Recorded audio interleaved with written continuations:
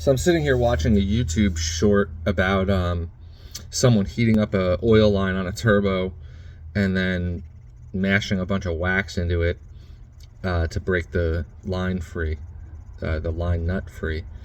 And I use that method all the time. And I have to say, one of my favorite YouTube channels is Project Farm, and he's done a video on that and said it was ineffective compared to other penetrating oils. Now, I don't think it's actually ineffective. I think that you have to heat the part up red hot and put a bunch of wax on it. Whether the wax itself is what's acting as the penetrant, or if it's the thermal dynamics of the wax cooling that part so quickly.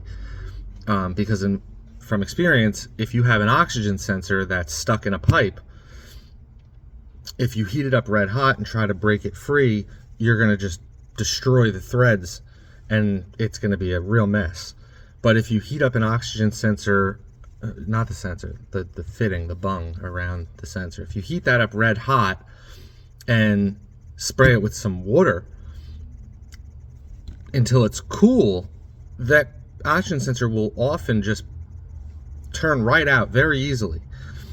And again, it's because of thermal dynamics. It's not because the water is a good lubricant.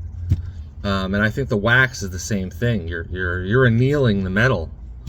So that being said, the point of this video is he said, this guy that I was watching said he got his wax on Amazon.